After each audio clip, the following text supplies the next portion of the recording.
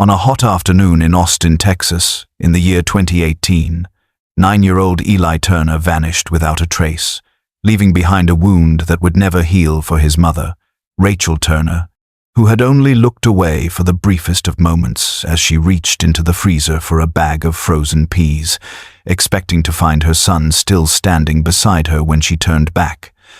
But the spot was empty, his small figure already lost somewhere among the aisles, swallowed by the ordinary hum of the supermarket. Panic rippled through her chest as she called his name, her voice trembling at first, then louder and sharper.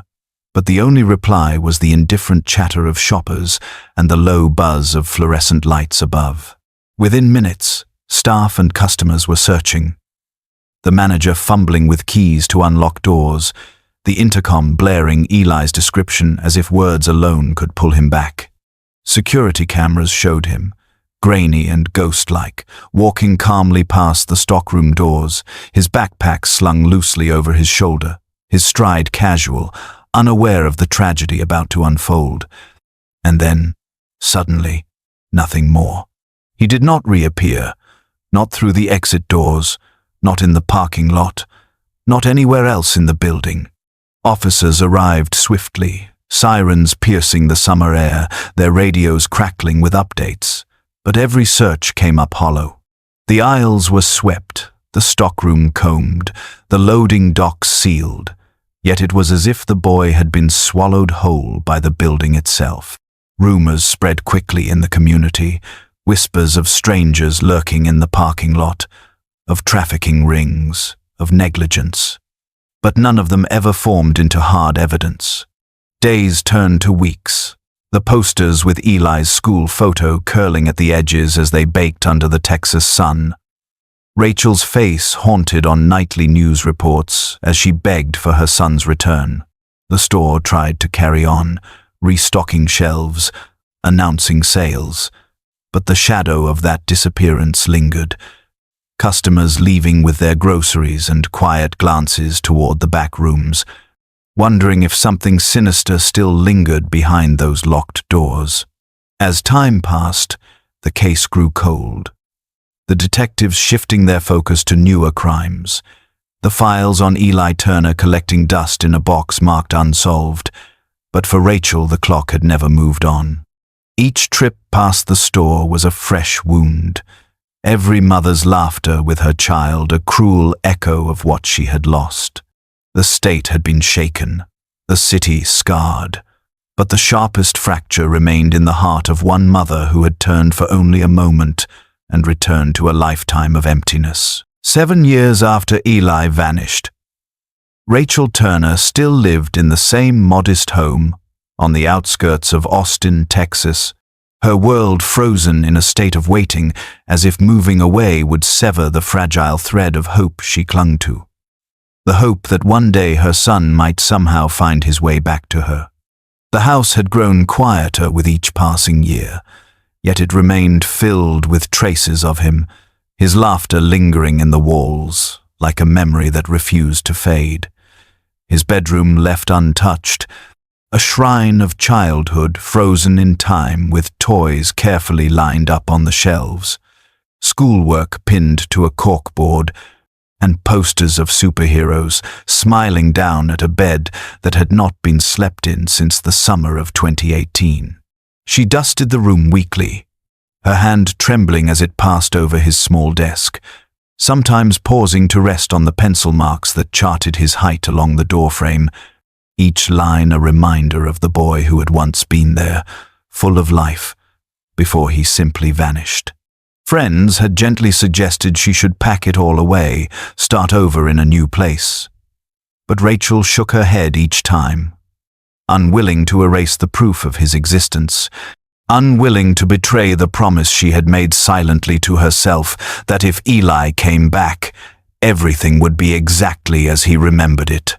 The neighborhood had changed, with new families moving in and old neighbors drifting away.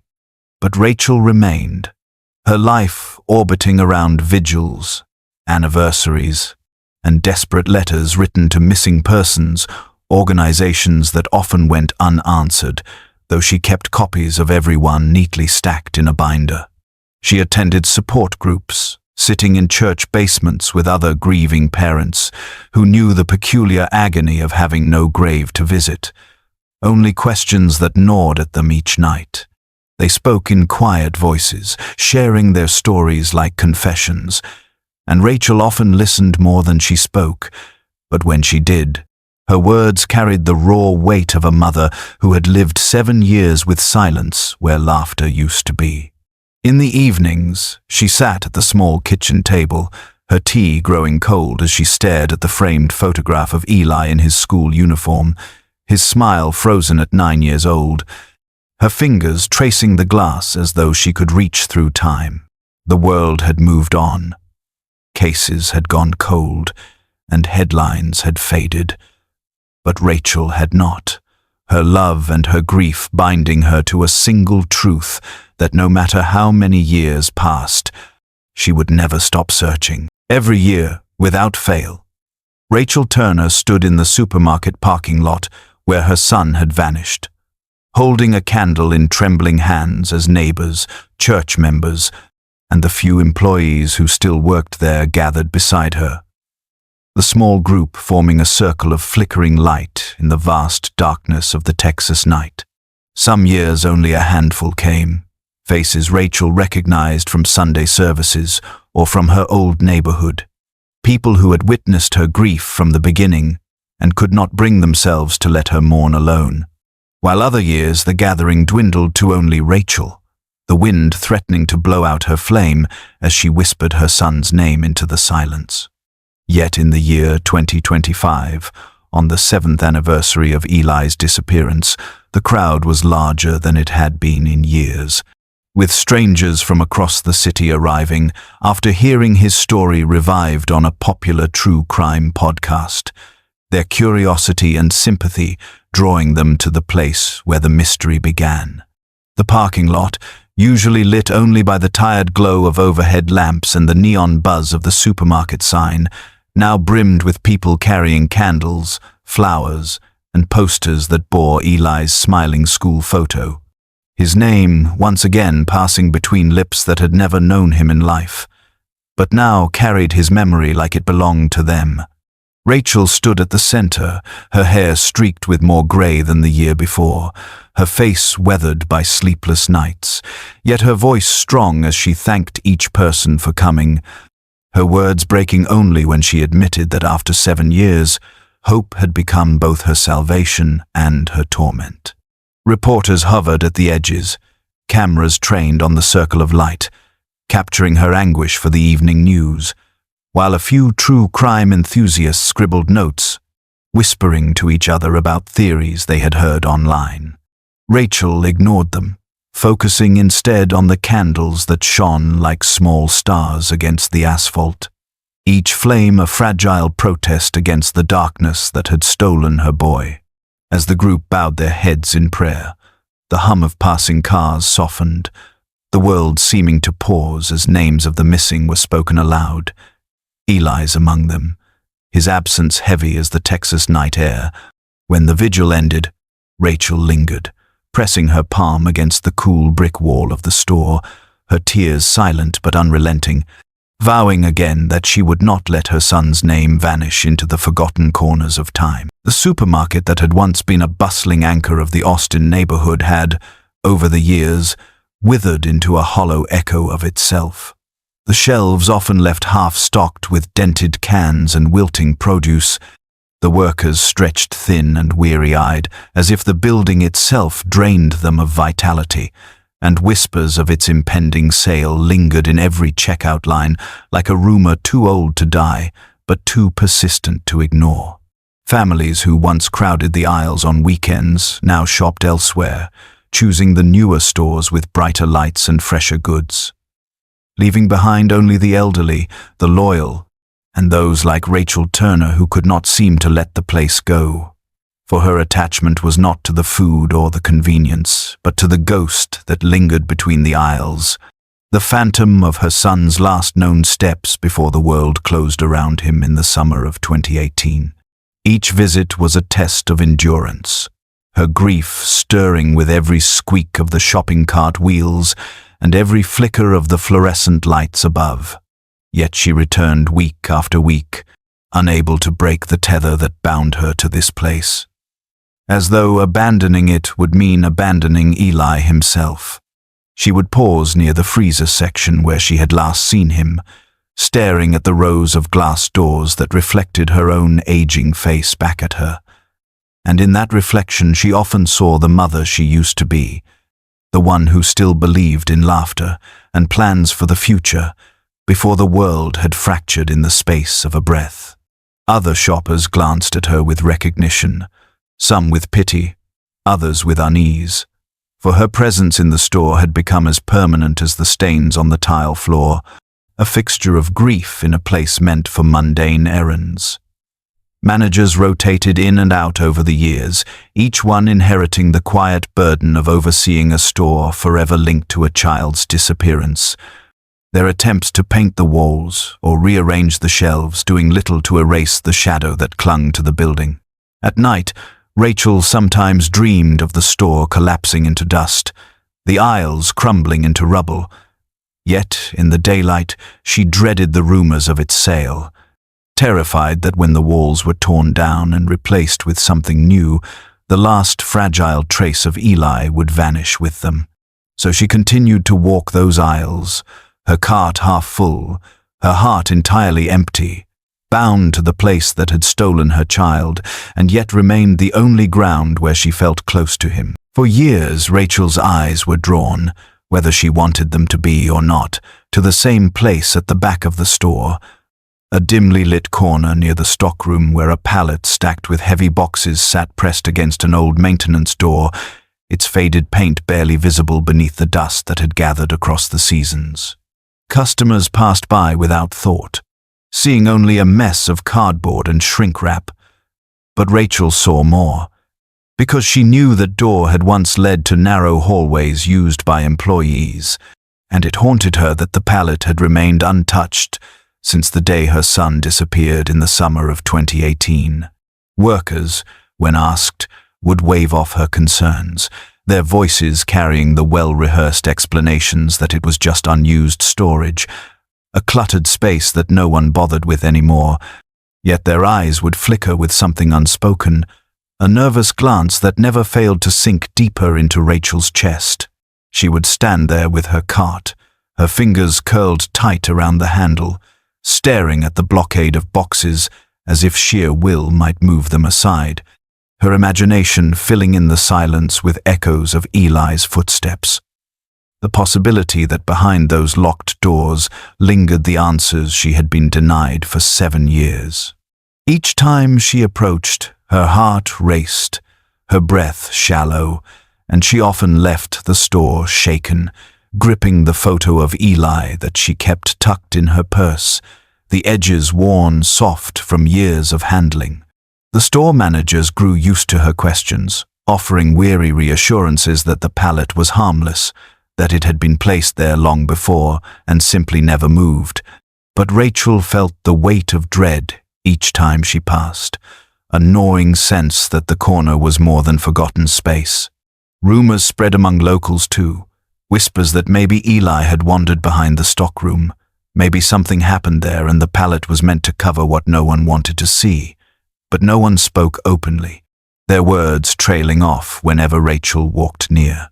On quiet afternoons she would return alone, wandering down the aisle until she stood close enough to touch the corner of the stacked boxes, her hand trembling as she reached out but never quite made contact, as if touching it would make the fear too real. That door, hidden behind dust and neglect, remained a silent sentinel, holding within its shadows the unanswered questions of a mother who could never shake the feeling that the truth lay just beyond its reach. It was on a blistering Texas afternoon in the summer of 2025 when Rachel Turner's phone rang, the sound sharp against the stillness of her small kitchen, and she answered with the weariness of someone long used to wrong numbers and telemarketers, only to hear a voice from the past, shaky and remorseful, introducing himself as Luis Hernandez. the former night manager of the supermarket where Eli had vanished 7 years earlier. At first, Rachel could barely place him, her mind scrambling to connect the name with the tired face she vaguely remembered from late-night news footage in 2018. But his tone carried a weight that made her grip the receiver tighter, her breath catching as he began to speak of the pallet that had stood unmoved against the maintenance door all these years. Luis admitted, his voice breaking with shame, that the pallet had never once been shifted since the summer Eli disappeared, that for 7 years it had remained untouched, as though guarding a secret the company had no interest in disturbing. He confessed that more than once, back in those early weeks, employees had complained of a faint but unsettling smell seeping from that corner, a sour odor that didn't belong in a place meant for food, but corporate officials brushed off every concern, instructing managers to keep the area sealed, insisting it was just mold or spilled cleaning chemicals. Luis said he had carried the guilt with him ever since, the image of that door behind boxes haunting his nights, the silence of corporate officials pressing on him like a weight he could never shrug away. And now, years later, he could no longer hold his tongue. Rachel listened, her hand trembling so badly she had to steady the phone against her ear, her eyes darting to the framed photograph of Eli that stood on the counter, her heart pounding with a mixture of dread and desperate hope that at last someone was acknowledging what she had suspected all along. Luis urged her in a strained whisper to push the authorities again, to demand they remove the pallet, to force them to look behind it, no matter what excuses they offered, because deep in his bones he believed the truth about Eli's disappearance lingered there, hidden in the shadows of corporate negligence. When the call ended, Rachel sat frozen at the table, her tea untouched, her grief and determination twisting into something sharper, a fragile but burning resolve that she could not, and would not, let this chance for answers slip away. Rachel walked into the Austin Police Department with her heart pounding, clutching the notes she had scribbled after Luis Hernandez's call, her palms damp as though she were carrying something fragile that might shatter if she let go, and she asked to speak with the Cold Case Division, her voice steadier than she felt. Detective Harper Shaw, a tall man with graying hair and the careful patience of someone who had heard countless pleas before, ushered her into a small office lined with boxes and files that smelled faintly of dust and coffee. He listened as Rachel explained about the pallet, about Luis's guilt, about the smell reported back in 2018, her words tumbling out in a rush as she tried to make him feel the same urgency that had been clawing at her since the phone rang. Shaw nodded politely, jotting down a few notes, his expression calm, measured, almost too measured, as if he had already decided where this conversation was going. When she finished, her chest heaving, he folded his hands on the desk and told her he understood her pain, that he admired her persistence, but without new physical evidence or a direct eyewitness account, they could not justify opening a new full-scale investigation. He reminded her that the case had been combed through multiple times, that every inch of the store had been searched, and that resources were limited, his words carefully chosen but landing like stones in Rachel's chest. She argued, her voice breaking as she described Eli's last known steps, her suspicions about the door, Luis's confession. But Shaw's eyes remained steady, sympathetic but unmoving, the gaze of a man trained to stay detached. He promised to add her statement to the file, to follow up with corporate if possible, but Rachel could see the truth written in his posture, in the way his pen tapped lightly against the desk, that this was not going anywhere soon. She left the station with frustration burning hotter than the Texas sun outside, her throat raw from holding back tears. But beneath the sting of disappointment a harder edge began to form, a quiet determination that if the authorities would not act, she would find another way. As she stepped onto the sidewalk, the sounds of the city swirling around her, Rachel whispered Eli's name under her breath like a vow, promising that she would not stop, not after 7 years, not after being dismissed again. Because her son's story deserved to be heard and the truth demanded to be found. Rachel had never been one for social media. Her accounts long dormant except for the occasional photo of Eli she had posted years before in desperate pleas for help. But after Detective Harper Shaw's polite dismissal, she sat at her kitchen table with the worn photograph of her son propped against her teacup and made the decision to go public, her fingers trembling as she typed out the words that had been clawing at her throat for weeks. She wrote of the pallet, of the smell employees had once whispered about, of the guilt confessed by Luis Hernandez, her post raw with the urgency of a mother who had been ignored too long, and then she attached the photos she had quietly taken in the store of the boxes, stacked like a barricade against the faded door. She pressed send before she could second-guess herself, the blue glow of the screen illuminating her weary face as the words flew into the vast current of the internet. Within hours, the post was shared hundreds of times across Texas, strangers adding comments filled with outrage, sympathy, and speculation. The hashtag number, Justice for Eli, spreading like wildfire until her phone buzzed non-stop with notifications she could barely keep up with. By nightfall, local reporters had picked up the story, and by the following morning, camera crews lined the supermarket parking lot, their bright lights and microphones pointed toward Rachel as she stood clutching Eli's picture, her grief now on display for a wider audience. Customers walked by in uneasy silence, their carts rattling over the asphalt, some pausing to watch, others shaking their heads as if ashamed they had shopped here all this time, without noticing what had been hidden in plain sight. News anchors spoke of corporate negligence, of unanswered questions, of a pallet that seemed to have become a tombstone of secrets, and soon city officials were issuing careful statements about respecting ongoing investigations while avoiding direct accountability. The store owners, red-faced and evasive, tried to brush off questions, but the mounting pressure from the community grew louder each hour. Neighbors who had once only offered quiet condolences, now demanding the pallet be removed, demanding the truth finally come to light. Rachel watched all of it unfold with a mixture of fear and hope, her private anguish becoming a public battle. Inside, she felt something shift, a flicker of power she had not felt in years, as though at last the silence surrounding Eli's disappearance was beginning to crack. The morning the pallet was finally ordered to be removed, the supermarket parking lot in Austin looked less like a place for grocery runs and more like a stage for a reckoning. With news vans lined up shoulder to shoulder, cameras pointed toward the back entrance, and a crowd of neighbors pressed close to the barricades as officers tried to maintain order, while Rachel Turner stood at the center, clutching the photo of Eli, her pulse thundering in her ears.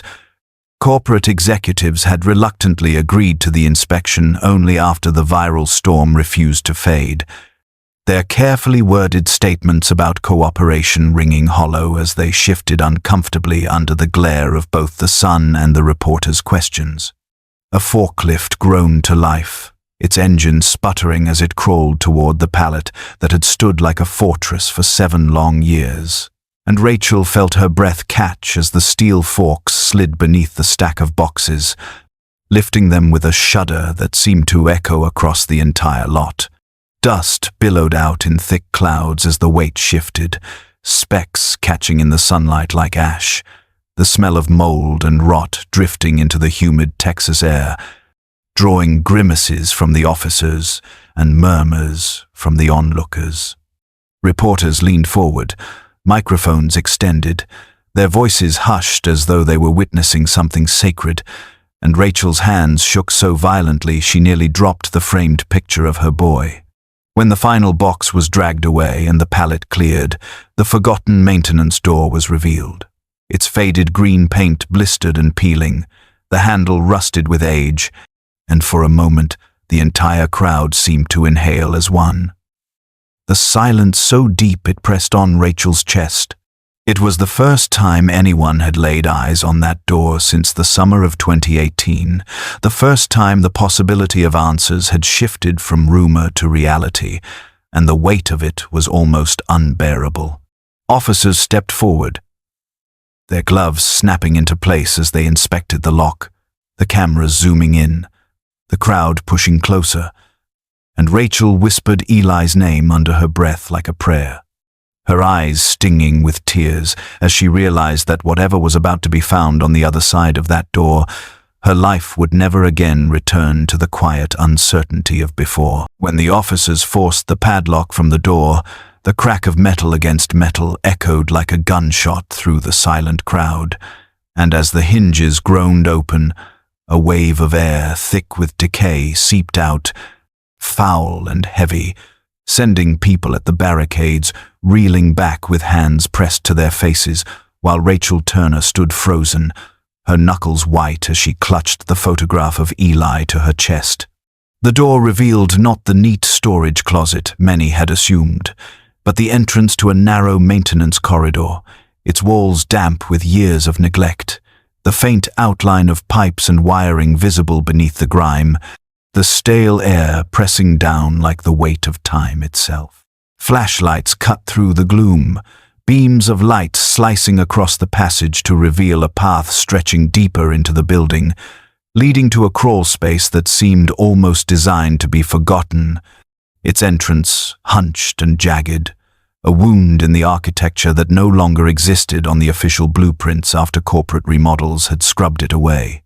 The officers moved cautiously, their radios crackling with clipped updates, while news cameras leaned in to capture every second, the flicker of their lights dancing across the broken concrete floor and rusted bolts jutting from the walls.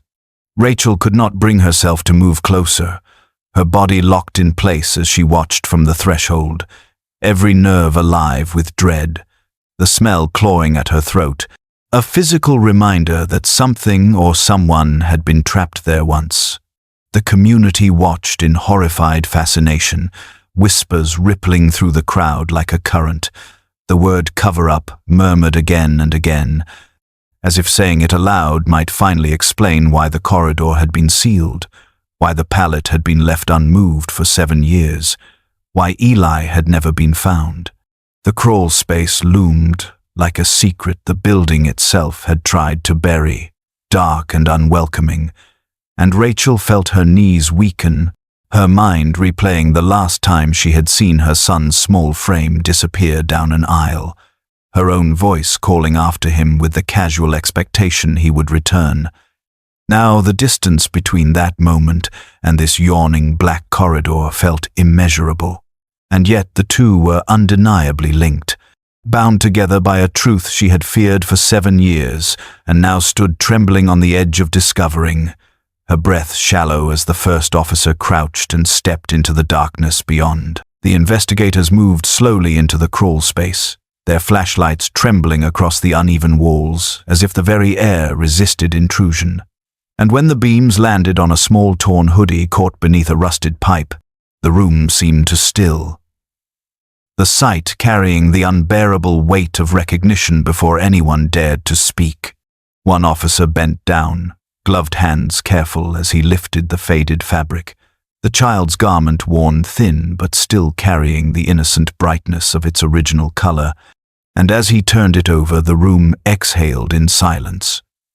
For stitched along the seam was the faint outline of Eli's name, the careful work of a mother who had once thought labeling her son's belongings would help keep them safe.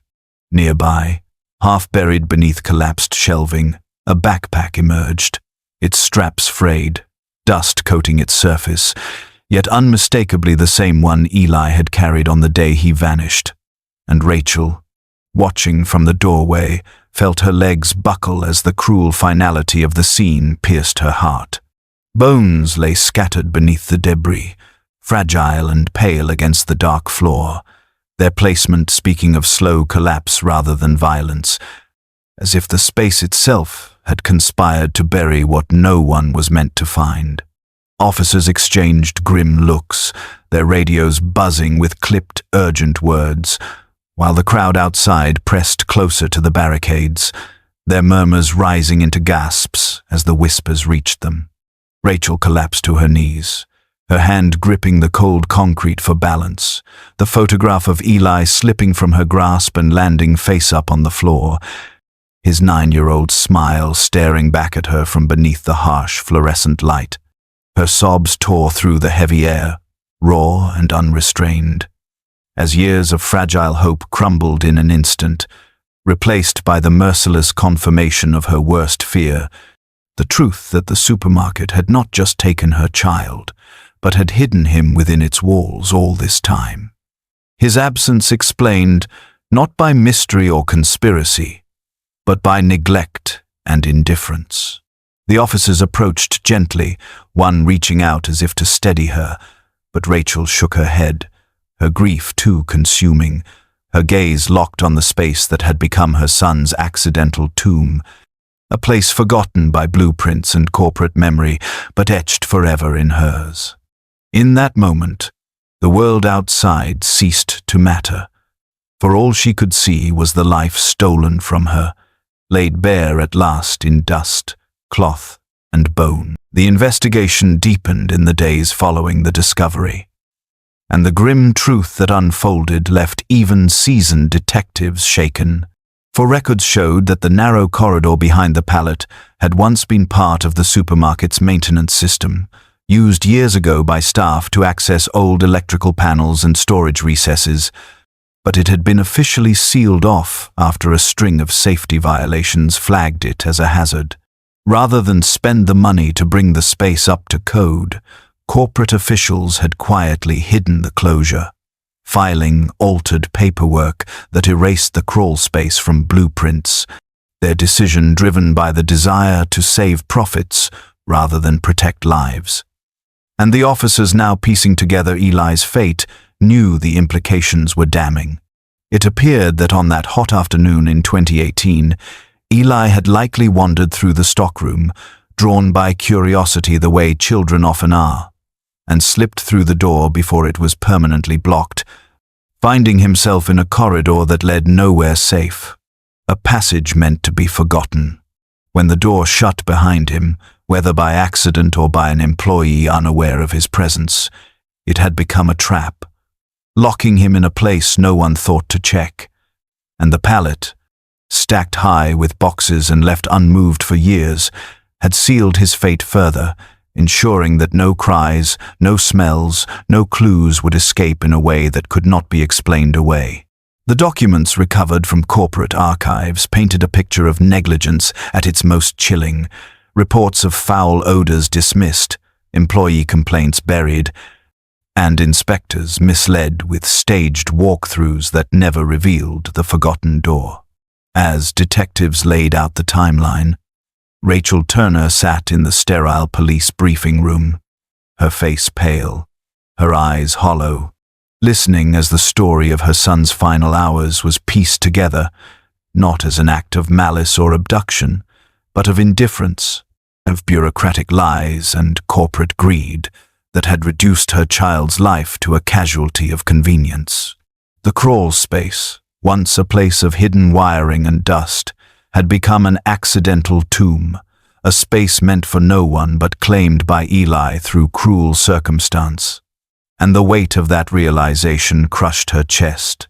Outside, the supermarket still stood with its neon sign buzzing faintly, but to the community, it was no longer a store. It was a monument to neglect, and the dark secret it had held within its walls was finally dragged into the unforgiving light. As the investigation widened, former employees began stepping forward with stories that sent chills through the community. Voices that had been silent in 2018, now trembling with guilt as they admitted that strange odors and even muffled noises had been reported in the weeks following Eli Turner's disappearance, their memories sharpened by the knowledge of what had now been found. Clerks recalled stocking shelves late at night and catching faint sounds from the back corner of the store, a soft knocking or a cry too distant to place. But when they mentioned it to management, they were brushed off with curt reassurances that it was nothing more than pipes shifting or rats nesting in the walls.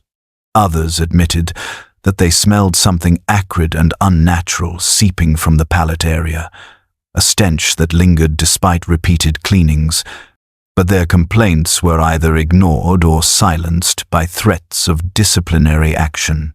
Managers, desperate to protect the store's reputation and their own careers, insisted that no one speak of it outside the building, framing any concern as hysteria stirred by the missing child case, and soon employees learned to keep their unease to themselves, burying it under the grind of long shifts and fear of losing their jobs.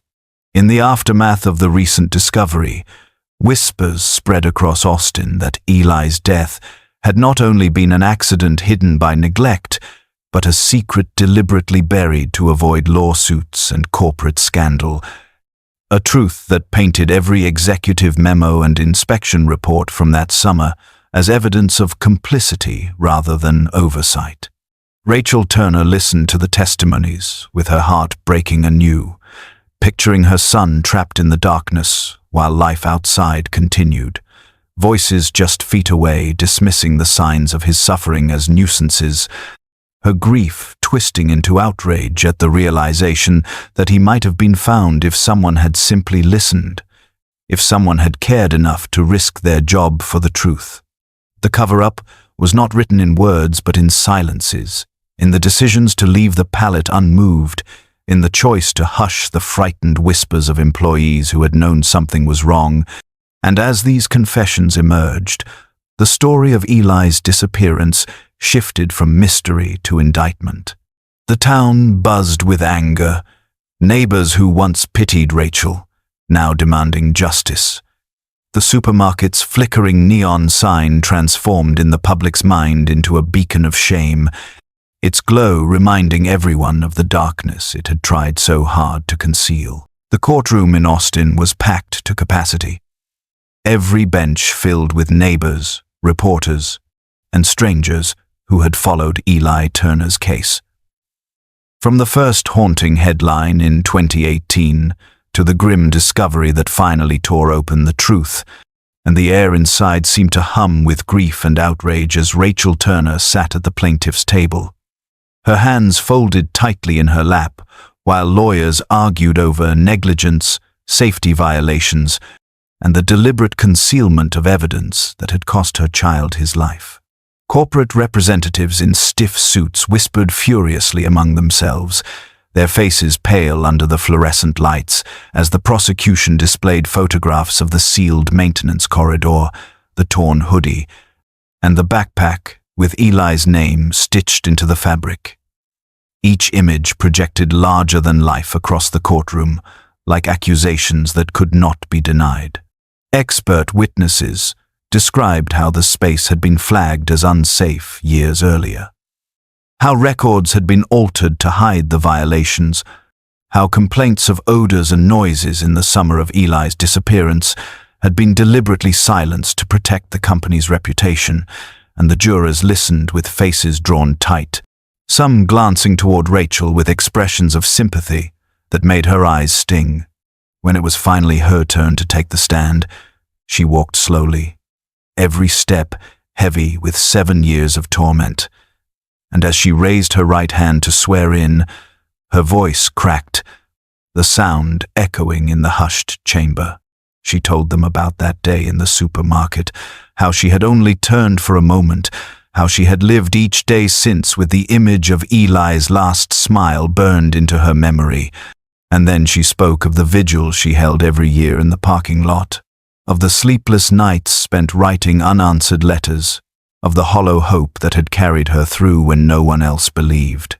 Her voice broke again when she described the moment she saw the bones, her knees giving way, the truth crashing over her like a wave of stone.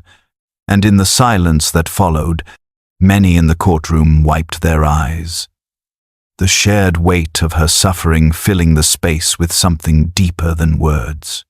The defense tried to argue that it was a tragic accident, that no one could have known, but the evidence of deliberate concealment was undeniable, and as Rachel stepped down, her gaze steady despite her tears, it was clear that her testimony had carved itself into the heart of everyone listening.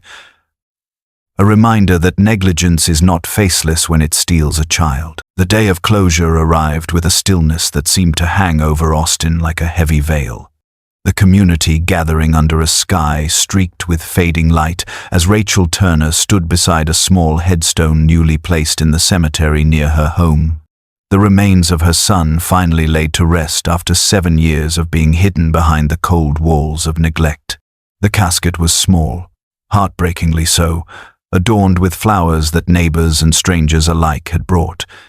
Each bloom a quiet testament that Eli's story had not been forgotten, that his life, though short, had touched far more than those who had known him personally.